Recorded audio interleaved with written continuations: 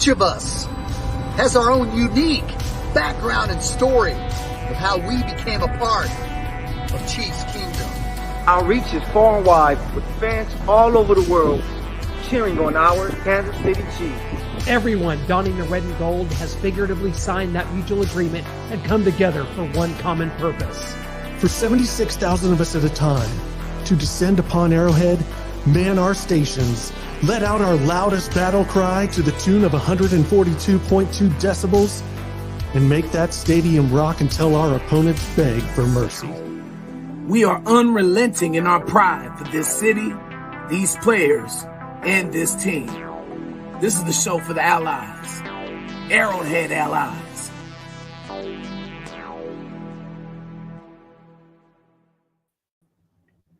It is a Victory Tuesday here on Arrowhead Allies, and as our buddy Shaggy Shane is showing, the Arrowhead Allies are here, mounted up and ready. We actually just lost one off the stream. That was Michael Matthew. But Shane, our good friend, Shaggy Shane Williams, is here with us. What is up? Michael will be back in. That service out in LA. He's so high off this victory. He was there at SoFi Stadium. He is experiencing some issues. Brian Bishine and not with us today. He is out on remote. Shane, welcome. We all picked a close win. Every single one of us picked a 7, 3, 4, 8-point game here at SoFi. Chiefs win it 30-27, setting themselves up as what will probably be the AFC West champions for the 7th straight year. Can I even count that high? Wow. Embrace this, guys. This isn't I say it every week, but this is we really have to take this home. This is an exciting time to be a Kansas City Chiefs fan. I just turned 53 last Friday, and this team is playing at a consistent level. The last 5 years is something that I just want to start basking and enjoying in a little bit more. I know we got our concerns, which we bring up every single week, and it's our job to criticize the shortcomings that we see on the field. But right now, wow, this is an exciting time to be a Kansas City Chiefs fan. The entire AFC, especially the AFC West, spent draft capital, millions and millions of dollars to keep up with the Chiefs. And the Chiefs just said, we're going to reset. We're going to trade Tyreek Hill, and we're going to get our cornerback set up, a future defensive end, and maybe a linebacker in the 5th round to replace Ben Neiman, and a safety to replace Sorensen, and we'll still compete. And you know what? The Chiefs not only competed with the other teams who spent millions of dollars in draft capital, the Chiefs are still the team to beat. And not only is it the AFC West, but the AFC. The Chiefs got younger and have a better team for many, many years to come. And while the rest of the division and the AFC spent all this money to win right now. And the only team doing that I will even give a chance to is the Miami Dolphins, because they're right there. They went all in to win it right now. They got to win it all right now. The Chiefs, they set themselves up for at least the next 5 or 6 years. Michael Matthew, the Money Badger, is joining us from LA. He was there at the game at SoFi. No, he was not the helpless victim thrown off a bridge out there by SoFi, thank goodness. But what was your perspective here? You were there in the stadium, and it seemed like a lot of red, and it was an emotionally charged situation. And as you kind of told us before we came on the air, Chargers fans were ready for a battle out there, man. Yeah, it was, I would say it was like 60-40 Chiefs fans in the building. So, that was really good. Yeah, but the Charger fans were amped, just like the team. They knew that it was a big, big game for them, and that's why they came out and played early. But at the end, the best team is always going to win, and that was the Kansas City Chiefs on Sunday night. And Patrick Mahomes, Travis Kelce are amazing, and as long as those two guys are there, Shane, the Chiefs have a chance. And, Andy Reid leading the way. So it was just, a great atmosphere. Almost as great as last year's game, but you just saw some big-time plays from some big-time players. We lose Mike Hilligan there. We've talked about it, the issues out in LA and what's going on, all the Chargers fans using all the Wi-Fi on all the message boards, complaining back and forth to each other about what's going wrong, why the injuries for the past decade that seem to ruin a talented football team and season for them. We got to go to some of these stats here. If you look, Adam Schefter put this out. Chiefs quarterback Patrick Mahomes now 14-0 in road games versus the AFC West. the second longest win streak by a starting quarterback in road division games since the 1970 merger, trailing only Hall of Famer Joe Montana's 20-game road divisional win streak from 84 to 93. Mahomes just, we talk about it, we go over it, how he's the best quarterback in the game, and everyone wants to prop up. Still, at 45 years old, Tom Brady, the Aaron Rodgers, the past 2 seasons has won MVP. People want to talk about Lamar Jackson and Joe Burrow and Justin Herbert, who just has all this talent, but just can't seem to get those W's on the board. And of course, they got to talk about Josh Allen. But we go to some of these stats here. This kind of mentions the 14-0 AFC West road games as well, but also 25 consecutive wins in the months of November and December, on pace for 5,500 yards, which would be a record for in a season of passing yards, 48 touchdowns. Mahomes saying, I actually thought it was cool today. I went in the huddle and everybody was just like, let's just do it. So everyone had that confidence. Everybody was on board. The Chiefs win over the Chargers, first time in the Mahomes era, with a 300-yard passer, 100-yard receiver, and 100-yard rusher, which I kind of find hard to believe. But we got rid of Kareem Hunt a little too early there. Maybe that they could have done that. We definitely need him in that playoff game against the Patriots. Man, what does that tell you? Fonzie was in the house. Henry Winkler. Hey, it's just cool, bro. Patrick Mahomes said it himself. And when you see what he's done, and when you see those numbers, and they just continue to pile up every week, we see a new stat, Shane. We see a new meme. We see a new GIF that shows the greatness of Patrick LeVon Mahomes. And I'll tell you, it's something that I don't take for granted as a Chiefs fan, because, Shane, we talked about it on Twitter.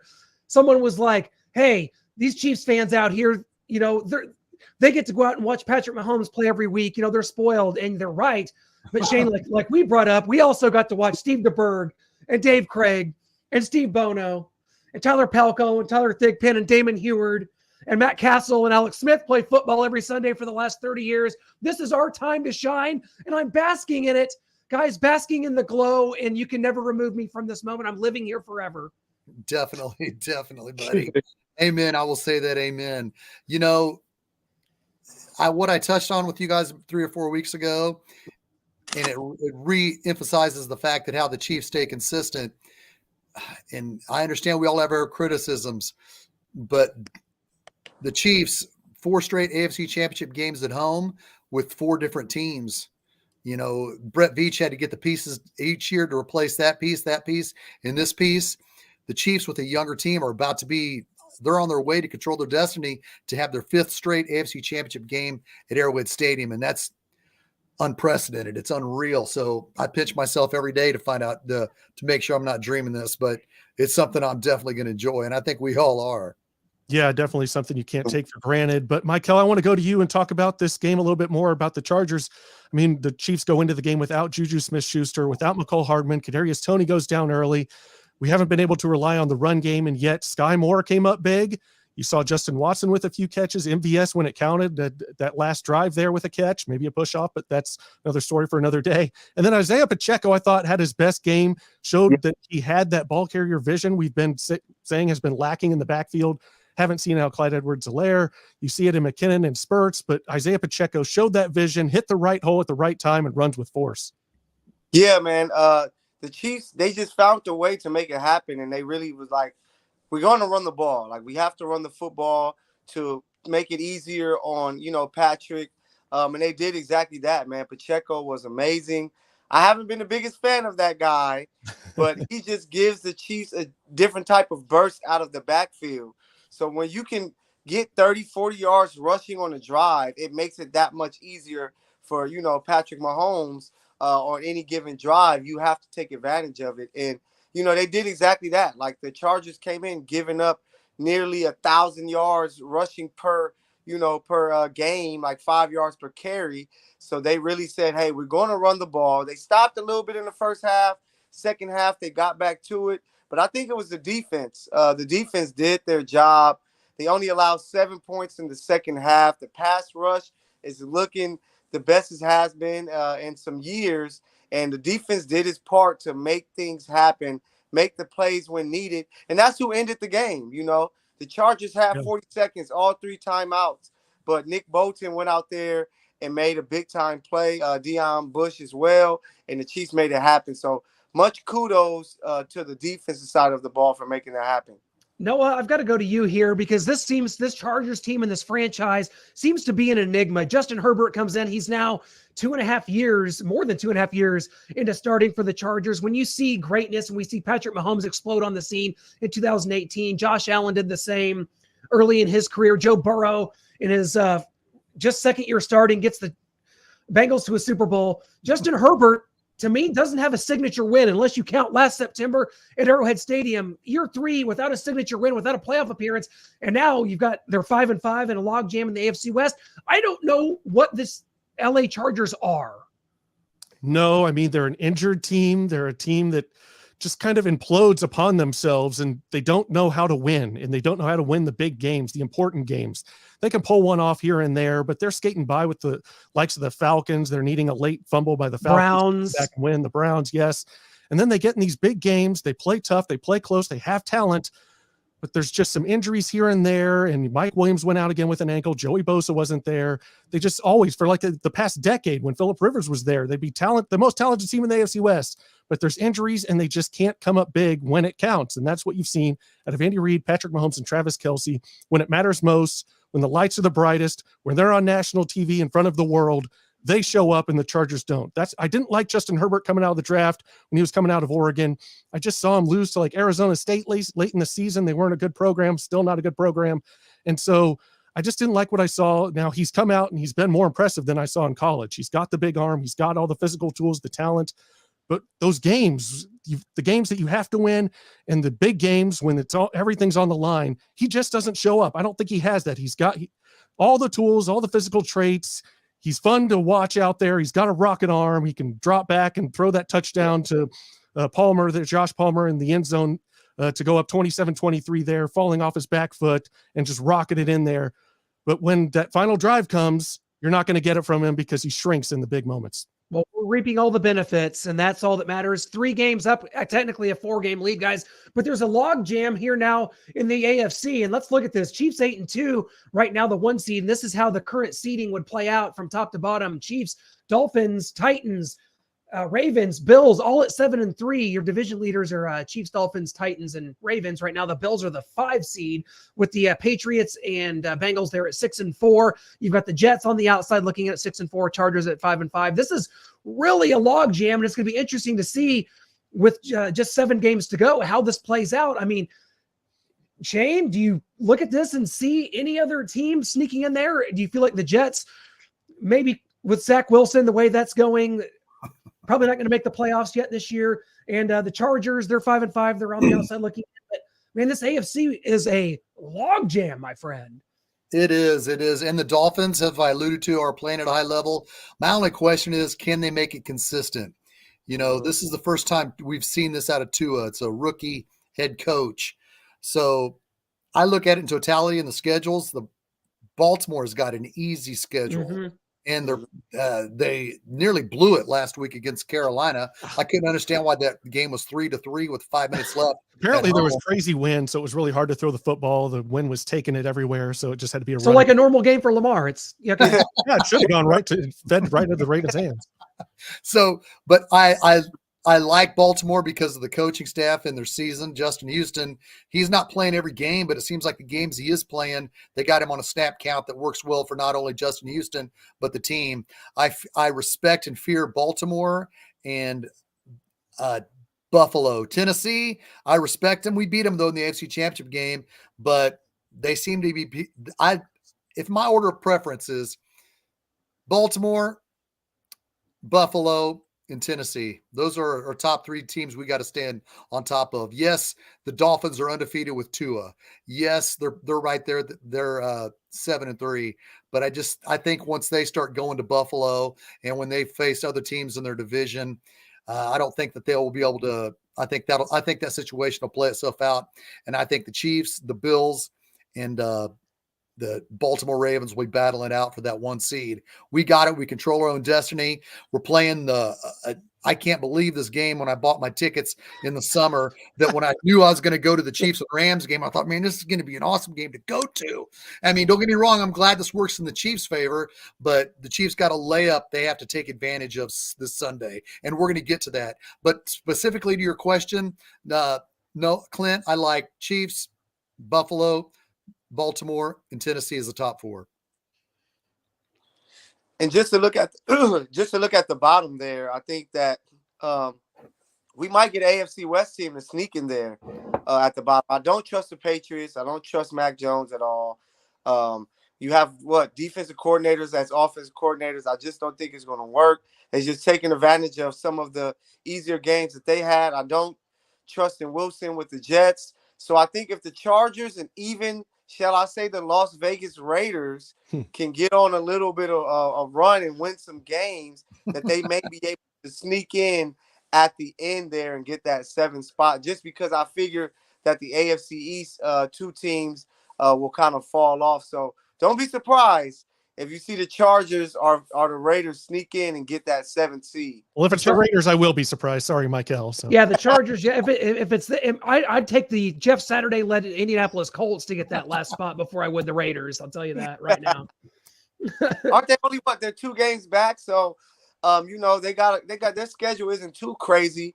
They have to play us, but that's the last week of the season where most likely we're going to be sitting our guys. So they're going to have a chance to really, try to put something together to, try to make it happen. But, I never trusted in the Raiders or even the Chargers, but I just think by default, the Jets and the Patriots are going to fall apart, and one of those AFC West teams are going to sneak in.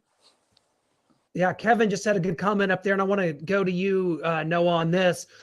Chiefs only lose 1 more game at Cincinnati, is what the comment was from Kevin there. How many more games can the Chiefs lose to be the 1 seed? And maybe it matters whether it's an NFC team or not. Like, if you're going to lose one, you'd probably rather it be the Seahawks. I can't say the Rams because this is just a beaten up, downtrodden football team right now. You can't even see that as a possibility. But if you're going to lose one, you probably want it to be from the other conference. But how many more can the Chiefs lose and still be the 1 seed? Yeah, I mean, the Bills, they've got the Dolphins left, and then they just Patriots and Jets, some easier games. They've got a pretty easy schedule down the stretch. So probably just that 1 game. And maybe it is the Bengals. I don't think the Chiefs are going to lose to the Bengals after what happened last year with the 2 losses. And Jamar Chase is banged up. Apparently he's going to try and come back this week, which means he'll definitely be ready for the Bengals if he doesn't aggravate anything. But I think the Chiefs have had that game kind of circled. They take it 1 week at a time, but they've had that one circled. When we do come up to that week, we're going to be completely focused on what we need to do to come out with a win. If they're going to drop the 8 in coverage again, then they're going to get a steady dose of Isaiah Pacheco. And it was good to see what we saw from him against the Chargers, and the vision and the power and the speed. And we'll be able to run it down the Bengals' throat if they want to drop those 8 guys in coverage like they did in the AFC Championship game. I'm on Arrowhead Allies. Yeah, I think the only team that I'm kind of worried about when it comes to like a win or loss would be that Cincinnati game. I just think that sometimes some teams just have guys' numbers.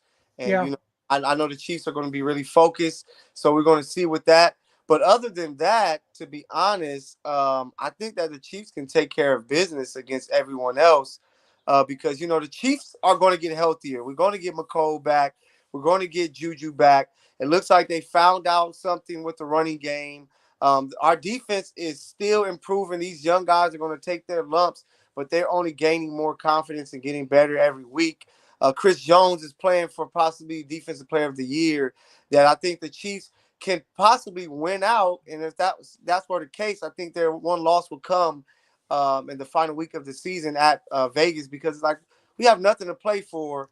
Where Buffalo, they still have their division, and we saw they already had hiccups. The Ravens, they still have to play Cincy, and they nearly lost their game against Carolina to where they could have a hiccup, to where the Chiefs can be going into that final week like, hey, let's kick back and, watch these other teams and see how the season is going to go. Yeah, if we play our backups in that final week against the Raiders, I think we'd have the better number 4 starting at quarterback, Chad Henne. It'd be good. That's pretty good. Yeah. The playoffs are going to be on the line maybe for the Raiders that day. No, I don't know. That's true. So as long as they got Devontae, Devontae gives them a chance. We saw what happened last week. I'm looking at the replay like, how did he beat Surtain that bad to win the game? As long as you have that guy, you have a chance, and they may get healthier with Renfro and Waller down the stretch. So, we can see what's going to happen. But the Chiefs are just the Chiefs are only getting better. Like, I just feel that they're only getting better week in and week out. Guys like Sky Moore is getting confidence. Pacheco, you might get Rojo this week, to get some runs in there with, Clyde out. So the Chiefs are only getting better. So teams should be very afraid right now. And Trip McDuffie is doing his thing. And, we're just going to get healthier. We got to see what happened with Juan Thornhill. I just really don't see any L's on the schedule other than the final week where I feel they may be not playing their starting guys. Yeah, and guys, I mean, it's been a rough season so far for the AFC West outside of the Chiefs. It was supposed to be everyone's year but the Chiefs. The Chiefs were supposed to take a step back, and everyone spent the $1 billion, like you mentioned, Shane, and going out and getting the high-priced free agents, and this is their year. This is the Chargers, Broncos, and Raiders' year. Chiefs in the basement, 4th place. They're not even going to make the playoffs as Bart Scott and Jamie Erdahl and James Jones. But no, the Chiefs, again, it looks like, unless something insane happens, have won another AFC West title, 7 in a row. I hope I don't jinx that. I'm knocking on wood here. But we want to be kind to the AFC West, our fellow brethren in the AFC West. It's been a hard year for them. We make fun of them. We give them a hard time. None of them are probably going to the playoffs unless Michael gets his way, and then 2 of them are. But we're going to have a draft of our all-time favorite Raiders, Broncos, and Chargers. Each of us is going to pick one from each team. We're going to do a snake draft. I feel like we should probably go in alphabetical order here. So that means we'll go Clint, Michael, me, and then Shane. You get to pick twice since it's a snake draft. Man. Then it'll go back, and I'll help us along with the snake draft. It can get confusing here. But Clint, you're starting us off. You get to pick a Charger, Raider, Bronco, your favorite one of all time. Of any team, we're not going to pick a specific team to start with? No, you get to whether you want to snag your Raider first, your Bronco first, your Charger first. I'm giddy right now. I grew up hating all these teams so much. I didn't ever really want even a player from them in free agency because he just had that hatred. But gosh, if I'm going to have to pick somebody, and I'm going with, we love George Atkinson. He's been on this show before, but he played before my time. Shane would have seen those Fred Blitnikoff and Ken Stabler and those type of players back in the day. Not us, unfortunately, but I'm going to start with the Raiders, and I'm going to go with a guy that I thought had a huge upside in the 90s at running back, and that's Napoleon Kaufman. He's my Raider. I'm taking him. He hurt us once badly in I believe a Monday night game in 1996, 26-7. Chiefs lost there in a what was a huge skid in 1996. Napoleon Kaufman's my Raider. That was my pick, so I'm screwed. Yeah, great pick. Can I choose John Elway for the Broncos? You can. So I have to go John Elway. Like, the guy, my the first team that I really said I hate this team when it came to being a football fan. It was the Denver Broncos. Yeah, it was at the time, in the 90s, that was the team that was whooping the Chiefs' ass, and they gave us a problem. And it was John Elway. He was the big problem, and that guy was kind of like a Patrick Mahomes before Patrick Mahomes. A cannon arm. He can move. He can do everything. He even controlled the draft the year he was drafted. Like, I don't want to play for the Colts. I'm going to be a Yankee. So when you have that type of power, you have to respect them and the skill as well. Denver Broncos, I'm going John Elway, baby. Okay, I guess that's one way to do the draft. I hate that man and will for the rest of my life, and didn't want to hear his name ever on this show, but I guess we're hearing that someone's taking him as their favorite Bronco. Darn. I'm going to go with Missouri grad. You guys got to know it. Clint's got to know it. A Missouri grad from the AFC West. Who was Shane Ray? Can you hear me? From where? From which team? Chargers. You know it. He's in the Hall of Fame. Kellen Winslow. Yes. Kellen Winslow came in and he freaking redefined playing a tight end. It was almost unfair. It's kind of like Travis Kelce is now to other teams. Kellen Winslow reinvented playing tight end in the National Football League with Don Coryell, the way he freaking exploded with that offense. The years that Kellen Winslow had, it made people change the way they think about tight ends. People in the last 20 or 30 years said Tony Gonzalez changed it. And yes, he did. But Kellen Winslow is the grassroots of the tight end position. And I'm going to go with Kellen Winslow. He's in the Hall of Fame. And I hated him because he was in our division, but he was great. And I'm going to go with him. And now I'll pick it again. I'm going to go with running back from the Denver Broncos, played 2 years. His name was Blake Ezor. The reason why I like Blake Ezor is because in Madden 92, he was my running back, and I was always able to have running plays. And for some reason, Blake Ezor was the running back with Orlandis Gary, and Orlandis Gary would always get hurt, so I had to put in Blake Ezor, and Blake Ezor would run over the opposition. I know people probably don't know who in the hell Blake Ezor is, but I do. Yeah, So who the hell is that? I don't know who that is. I have no. I'm gonna have to look that name up because I've never. Somebody send this to him. player? Somebody find Blake and send this to him. Blake Ezor. That was Okay. a creative player. I'm clipping that out of the show and scouring the earth to find Blake Ezor and sending this to him. It'll make his life. It'll be what? Someone remembers me and picked me as their favorite. So that's great. Madden 92, baby. That's crazy. I'm going to go here, and I've got a couple videos for my picks. So I'm going to start off with one. You went John Elway. I don't have a favorite Bronco, okay? I can't do it. I've gone through their roster through the years. I just don't have one. I can't choose a former Chief. It can't be Neil Smith. It can't be Dale Carter. Can't be Jamal Charles. So I'm out. I'm out of ideas. I don't have a favorite Bronco. I hated them all. So instead, I'm going to pay tribute to two fallen Broncos after the 2005 season. Derek Williams, we all know the tragedy there. And then Damian Nash, former Missouri running back. He would play with the Broncos. And after the 2005 season, they both lost their lives. And I've just got a little tribute to here for them, because since I can't pick a favorite, I'm just going to give a shout out to the Broncos and do this tribute for Derek Williams and Damian Nash. Denver Broncos cornerback Darrent Williams. 24-year-old Darrent Williams Was shot and killed early New Year's morning. club the stretch Hummer Williams was in was fired upon. It was absolutely horrible. You know, sports is sports. You know, it's our livelihood, so to speak, but it's not bigger than life. It really didn't sit in until I got to the hospital, and it's like, God, we all in here. My trainer's there. One of my coaches is there. It was, it was just an unbelievable moment. I woke up and it was on every single channel. It was heartbreaking. It just, every time I think about it, it just makes my jaw drop. I just think that one minute you see somebody, the next minute you don't. Cornerback Darrent Williams was dead, killed in a drive-by shooting in downtown Denver. He was 24 years old. 5 days later, the Broncos flew with a team to Texas to remember him.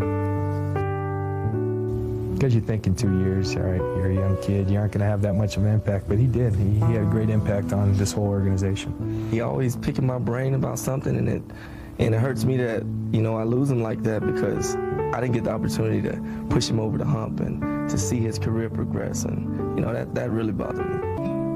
Then, less than 2 months later, with players scattered for the offseason, another round of phone calls. One of my friends called me and told me, man, I just didn't move for the rest of the night. I was just so sad and just in shock. Just couldn't move. I was really just in my bed and didn't move the whole night. Running back Damian Nash had collapsed and died just hours after hosting a charity basketball game. He was 22. You can't really talk to your friends and family about it because they're not experiencing what you are, and they're not feeling the way you feel about that person. It's almost like, who's next? Like, what's the worst? You know what I mean? It's almost bad thinking. You know what I mean? You just start thinking all these thoughts. It could happen to anybody. Is it gonna happen to me? I do what I do for them. I don't do it for me. I take the hits I take. I catch the pass I catch for them. And so I'm still out there with D, and I'm still out there with Damien because, they're a part of me. 24 and 22 years old, gone too soon. I mean, we had our tragedy here with Javon Belcher, but man, two of your teammates gone after the 2005 season. So I just wanted to pay tribute to them and the Broncos. It's been a rough season for them. I can't pick a favorite player, so I just want to pay tribute to them. And then I guess, Michael, we'll go back to you for your next pick. John, it can't get worse from here. So. And then, I also want to shout out, and say rest in peace to Demaryius Thomas, who was a hell of a player for, the Denver Broncos. Though I hated them a lot, they always had really good talent. Terrell Davis, Champ Bailey, Clinton Portis, who did his thing.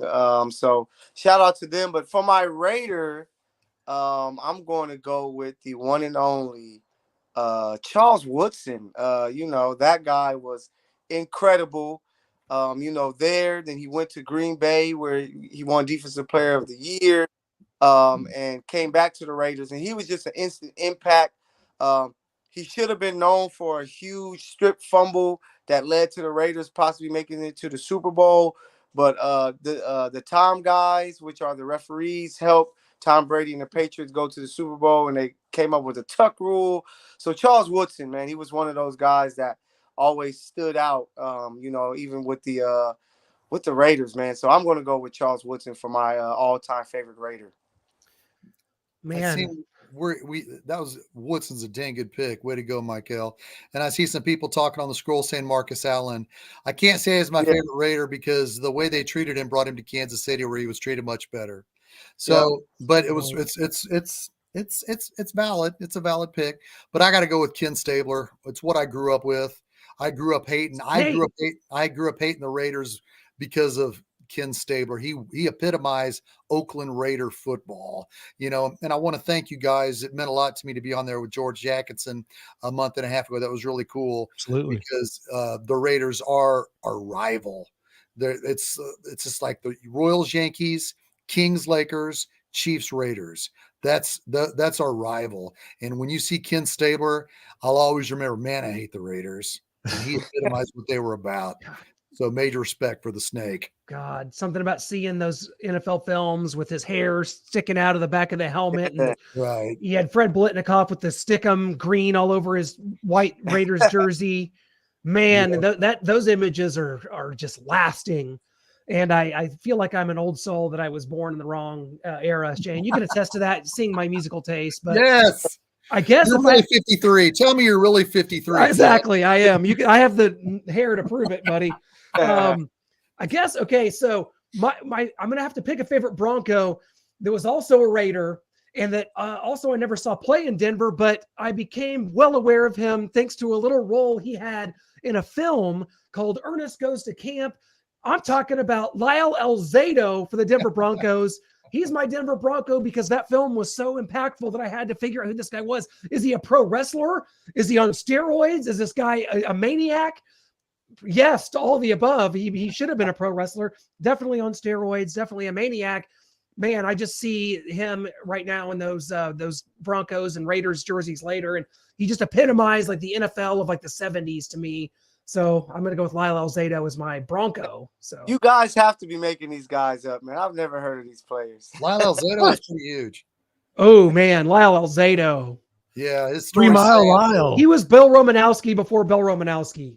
Yeah, he tried to come back in like 1992 and did a bunch of steroids. Died. And it messed his life up. Yeah, and he died in '92. Yeah, and he had a great career in the late 70s and 80s, and then he retired like in 86, 87, and then tried to come back in 1990. Like 2 or 3 years after he retired. So yeah, if you look up a story, you'll see what he's all about. Hell of a player. He had heart and desire. He freaking left it out on the field. It's just unfortunate the way he passed. So I guess if I'm going to go with my Raider here, I'll leave the Chargers for last. I'll go with Tim Brown. The tape on the fingers. Yep. Just the warmer for the hands around his waist. I mean, so smooth in his route running. Just pure hands, pure catcher of the football. Drove me nuts. Such a great player. I always just hated going up against him. I was like, we got Carter, we got Hasty, we should be good. But man, Tim Brown's so good. He's still going to get his. And we got him more than he got us. But if there's a player I feared, along with Napoleon Kaufman, it was Tim Brown. So I got to choose Timmy. Oh, I love it. Great pick. Indeed. Who's next? This Michael, your last one, I think. Oh, I'm the last one. Oh, let's see. Did the Chargers have any good players in their history? Gus Chandler, Charlie Joyner, Charles Muskie. Who can Mark I say? LaDainian in Washington. I'm gonna go one of the best players at my favorite position of football to watch, and that's running back. It's LT, LaDainian Tomlinson. He always gave us problems. We have Priest Holmes, and I'm like, nobody's better than Priest. Priest is a guy. His records are going unbroken, and then LT does what he does and breaks his record. So LT is a guy that get much. I was watching him at TCU, trying to figure out like where is this college located, and why is this guy there being this so amazing? And then he ends up with the Chargers. And I was able to actually see him live in a game in San Diego against the Chiefs. So that was pretty cool. So shout out to LT. That is my guy, the Hall of Famer, one of the greatest running backs of all time. Yeah, LT is my pick for the Chargers. Then Clint, I think you have your Chargers pick. I have my Chargers pick, and then we're done. Okay, Chargers. There's so many from like back in the 90s, and they've been such an odd organization. They haven't been like the Chiefs' biggest rival. Maybe they are now as far as just the competition goes. But I love Junior Seau in a way. Respected him a lot. But there's another player on that defense because of the visor he wore. This doesn't count. I can't say Leslie O'Neal because he was a Chief, though, right? I can't say Leslie O'Neal. Yeah, we're not doing Okay. former Chiefs, so. Okay, so I'm going to go with Marion Butts, running back. Michael, this would have been a guy, kind of had it all. He was compact, big, strong, physical. And Shane, he ate us alive in January of 1993. Yeah, 17-0. Marion Butts was a great running back for the Chargers. I'm going to go with Marion Butts. Okay. Number 35. All right, my last pick here. It's going to be Chargers. I'm going to go. Natron Means is one of my favorites of all time. He may be my favorite. I haven't sat around thinking about who's my favorite Charger and just really struggling between the two. That's just not something I do with my spare time. But I'm going to go a little off the reservation. Some people may think this is worse than Mike Hill's pick with John Elway, because I'm going to go, and it said here in the comments, cry me Phillip Rivers. Hello. I'm going Phillip Rivers. If I was a quarterback, if I was playing in the NFL, I'd be fighting over every call. I'd be getting in people's faces. I'd be intense. He played with passion. He loved the game. And I've got a little clip here to show just how much this game meant to him, the rivalry with the Chiefs, how much he respected the Chiefs. And man, I just loved the way he played, even though most people hated it. He got on our nerves. He was against us. But I think if you're a Chargers fan, if you're a fan of football and just the intensity and players that play with the love of the game, you got to love Phillip Rivers. And so here's my pick. So I was trying to see as many of those Chiefs guys as I could and tell them, wish them the best moving forward. Knowing that feeling that there's more football left and you're one of 12 is exciting. And then, obviously they find out they get a bye and all. So, I love to go at it with those guys, as everybody knows, but I also have a great respect for guys and how they play and how hard they play. And so afterwards you wish them the best and tell them, go get them. So I mean that was most of it. I mean there was maybe a glimpse of it that was kind of like, shoot, if it is, if it's the last time here or last time in that uniform, I think that's a possibility. I was asked at some point this week, what's the motivation? It's like, shoot, the motivation. I'm 38 years old, get to play the Kansas City Chiefs at this place. Are you kidding me? I don't care what the record is. So that tells me I know that I still got some juice left, and I love to prepare. Talking to Coach Spagnuolo afterwards, I'd never really spoken to him. Just that again, and I appreciate it. Just that mutual respect. Of him saying the challenge for preparing, knowing the stuff that I try to get done, and likewise for him because he makes it dang tough. I mean, those kind of things are what's awesome throughout the week, and I do still enjoy that. I think it's that I can say I gave it everything I had. I mean, every week, and maybe it means an interception on 4th and 18 when you're down 10, because I don't care that it's going to say 2 interceptions. I really don't. It's just like I ain't quitting. So I think that doing it with so many guys over 14 years.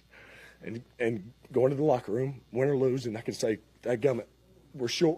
We fell short, or we won, But shoot, I couldn't try it any harder. So I think 2 different kind of elements there, but I think that's the 2 things that come to my mind right offhand. You see it there. I've got a respect for him. That was his last game as a Charger in Arrowhead.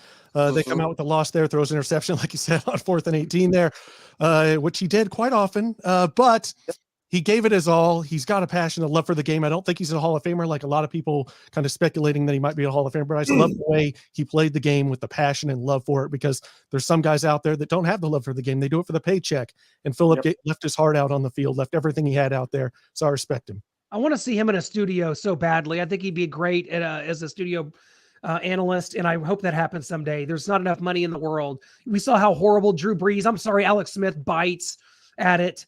and he does. And I think Phillip Rivers would be tremendous. I think we'd have a whole new level of respect for him if we got to see his analysis each and every week. So, I mean, I'm on board with it. And we beat him so many times that I can't totally hate him. And he was cheering for us there. The game that you're referencing right there was the game that the Chiefs won to get the 2 seed in 2019, where the Dolphins had just beat the Patriots to give us the 2 that's why seed. Ryan Fitzpatrick's graphic pops up when he's Right. like, you guys got the 2 seed because Fitzpatrick beat Tom Brady at the end there. Right. Yeah. That was fun. Rivers was great, man. The way that he threw the ball, like me being a Florida State football fan, I would watch him a lot at NC State and see him go to work and like, man, this guy is amazing. And, you know, he ended up being a Charger sitting behind Drew for a year. Then once he got his chance, like he was a baller. If it wasn't for LT maybe being hurt in the AFC Championship game, I think they faced off against the Patriots, that they might have had a chance to maybe play in the Super Bowl. But he was a really good quarterback, and he's really good at making babies, man. That guy goes he has a very big family, and he does his thing. So shout out to Phillip Rivers. Yeah, Marty wanted to stick with Drew Brees. AJ Smith, the GM for the Chargers, wanted to go with Phillip Rivers, so they kind of fought there. And then Marty's out after a 14-2 season, and there's a lot of craziness for the Chargers and what they did with Marty Schottenheimer, the Drew Brees and Phillip Rivers situation. Yeah, they've been downhill since then. Yep. In a lot of ways. Well, guys, let's shift our focus here. Chiefs and Rams coming up on Sunday. Shane is going to be there. And what's well, it was originally supposed to be like 60 degrees. I think they've kind of revised that down into the back into the 40s. Football weather, it's all good. Arrowhead Stadium. Shane, I guess I just got to ask this question because the Chiefs started off 20-0 against the Jacksonville Jaguars. Still didn't hit that 30 mark. Haven't hit it at Arrowhead all year. Is this the day? Is Sunday the day the Chiefs get that magical 30 points at Arrowhead Stadium against a beaten, downtrodden, defending Super Bowl champion LA Rams? Man, it has to be. And I'm not looking for a 30. I'm just looking for a win. We all are. But I'm not comparing the 2011 Kansas City Chiefs to this year. But I'm going to take listen, I'm going to take you back to a game and let me finish. You're going to know what it is real quick.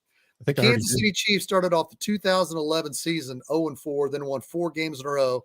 And the West was so bad that we were 4-4 and we were a game in first place. And we felt great because the team coming to Arrowhead that Sunday was the 1-7 Miami Dolphins. And we thought, man, we're 4-4. We just won 4 games in a row. We're back to where we were last year. We went in there with our chest sticking out, thinking we're playing the 1-7 Dolphins, and Matt Moore, Anthony Fasano, and Reggie Bush, and that entire Miami Dolphins defense beat the Chiefs so bad, 31-3, that it sent that season in spiral. Todd Haley was fired 4 weeks later. So again, I'm not going to compare that team to that, but I remember as a fan, I walked in there pretty feeling good. We're back into first place playing the 1-7 Dolphins. I went to that game and I felt pretty good. So I'm going to remember that feeling going into this game. But now specifically to up to date Thanksgiving weekend at Arrowhead Stadium, we don't know if it's going to be. We're pretty sure Stafford's not going to play because he's had 2 concussions.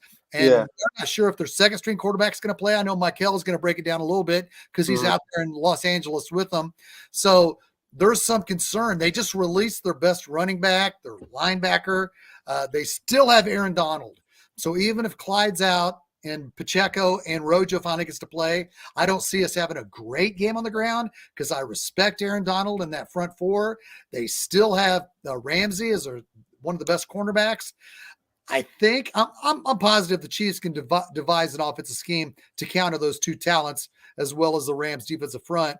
But forget Leonard Floyd, so I think the Chiefs will win.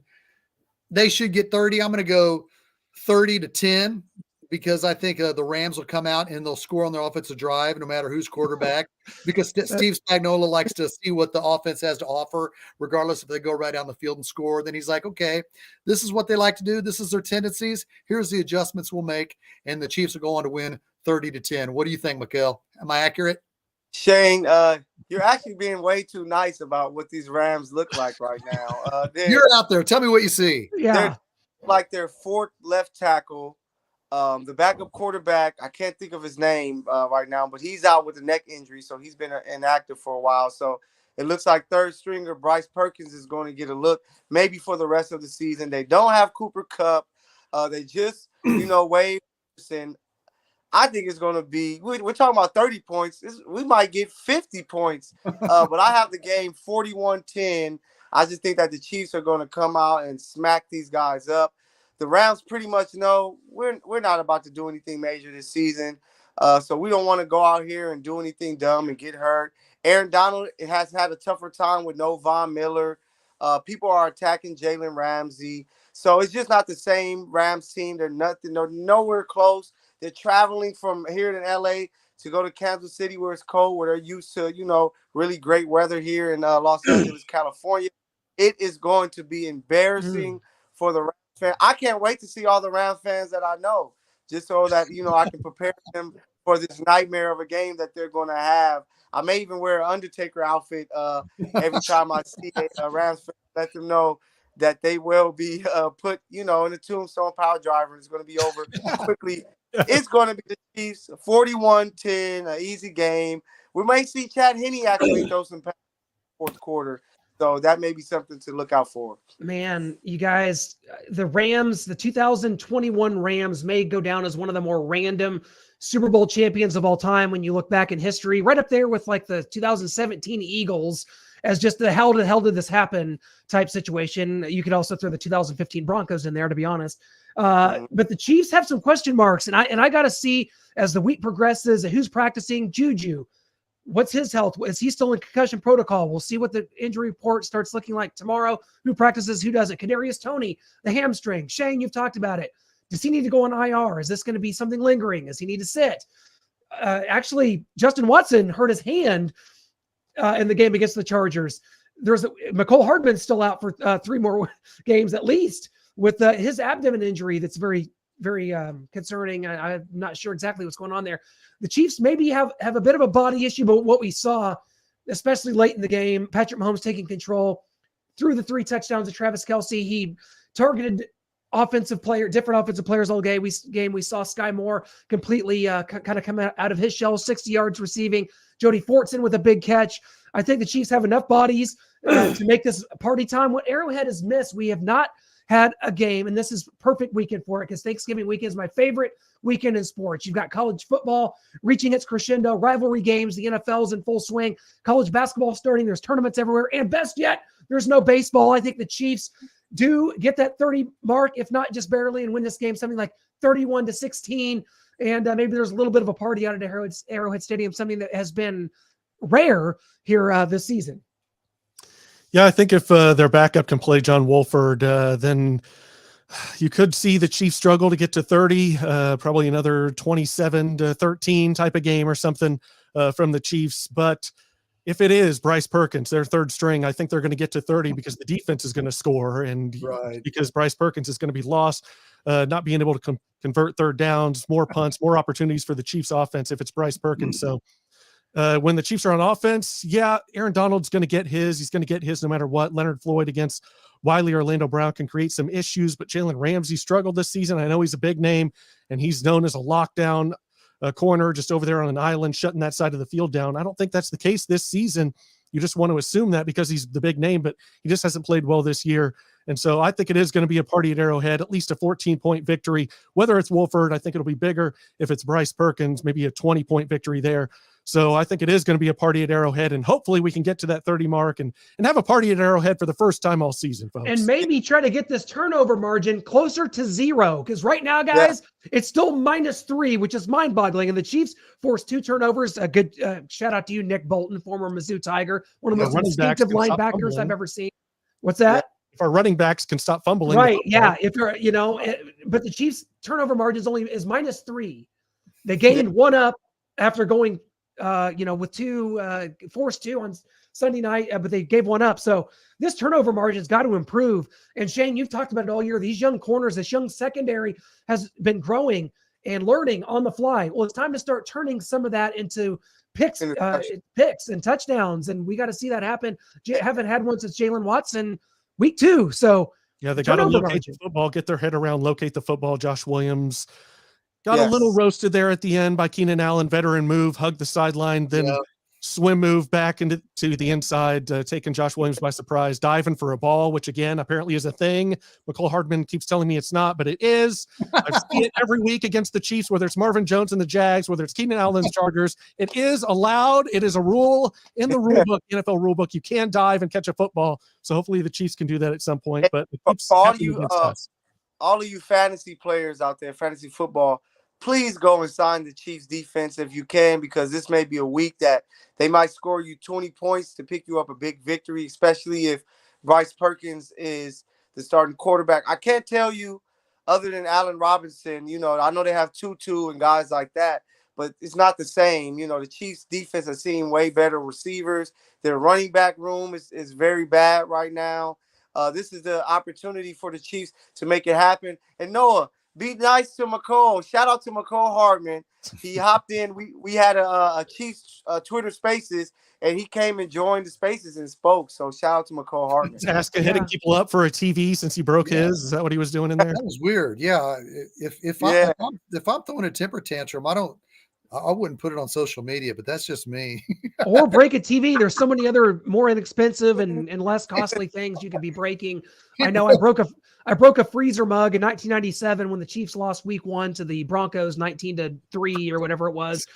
So I know all about it, buddy. But not a TV. Holes in the wall and push my brothers away as they're trying to tell me it's fine, and they knock and put an elbow through the wall and stuff. But yeah, I mean, the Rams, there's no Cooper Kupp. They've released every single running back on the roster, so they're just going to have to spread it out 5 wide apparently. Because this is the game. The Chiefs secondary, these young rookie cornerbacks and safeties can get on the field and feel really good about themselves before they play Cincinnati.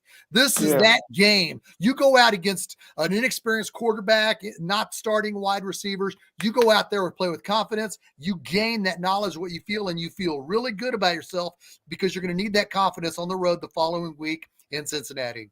Yeah, before we go here, guys, there was a comment a while back, and we were kind of in the middle of the draft and busy, but they're asking about Tony's status on his injury, his hamstring. And while we don't know the severity yet or how long it might keep him out, I definitely consider him out for the Rams game. I'm sure they feel comfortable in this. I'm sure we saw that Keenan Allen lingered with a hamstring for several weeks. Trent McDuffie went on IR for 4 weeks with his hamstring. Not sure it's that serious. We're still kind of waiting to see.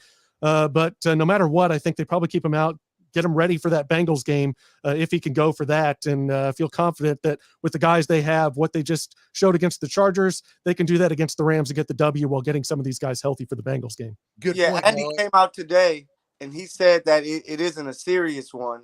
Yeah. So that's good. But he said, he dealt with a situation prior with his hamstring, so he may miss time. So I figure he may miss a game or 2. Perfect timing for it if he does have to miss at least one game. I myself, I just go ahead and put him on IR and get him ready. He's 23 years old. He's got a high ceiling. Get him ready for the postseason. Rest that the Chiefs were very precautious with Trent McDuffie. You can do that with Kadarius Toney, because Kadarius Toney will be that factor. He will be that missing link. He will be that final piece to the puzzle in January in the playoffs. We need him most. I know you'd be thinking, hold on, Shaggy. You're being too paranoid. That's where I am. Get him ready. Put him on IR. Get him some massages that are legal, and get him ready for the playoffs. That's just where I'm at. Yeah, the last thing we need is Kadarius Toney adopting the nickname, or Chiefs Kingdom giving him the nickname Sammy the Hammy for Sammy Watkins. We don't want a reoccurrence of lingering hamstring issues. We want rid of that. We got rid of Sammy Watkins. That's the Packers' problem now, not ours. Let's not keep this going with Kadarius. Get him healthy. Yeah, can't wait to see it, guys. We're going to have a big one next week as the Chiefs will travel to Cincinnati and what will be a huge game for the AFC standings, and can't wait to see where things are after this week. It's always interchangeable each and every week, man. We don't know what's going to happen out there. The NFL, man, it's hitting its stride. The season is on, and like I said, this is my favorite weekend of the year. Happy Thanksgiving to you guys, and to Brian Bishinen, who couldn't be here, and to all of our allies and all the people watching here, because Thanksgiving, it's my favorite holiday. It's like the togetherness and the fun and the football, just without the pressure of all the gifts, man. I love it. My family has never had a Thanksgiving where football wasn't on 24/7. I came from a hopeless family of just football nuts on both sides of my family, and God bless them for it. I hope you guys have a great one, and we will be back next week to talk about all the goings on, and hopefully everybody has a wonderful time. Wonderful Absolutely. dinner. Go Lions! Happy Go we do Detroit exchange Lions! gifts for my Thanksgiving. If you exchange gifts for your Thanksgiving, get some Arrowhead Allies gear. Go to Starcade Media on Facebook. Click shop now. Get your Allies gear. Become a fellow ally with us. And we want to thank each and every one of you for watching, for commenting. If you like, you share. We love you in the comments, interacting with you. If you follow us, subscribe, we love it all. Thank you. Till next week, this has been the Arrowhead Allies. We are desperately out of time. Oh, cheers. All right.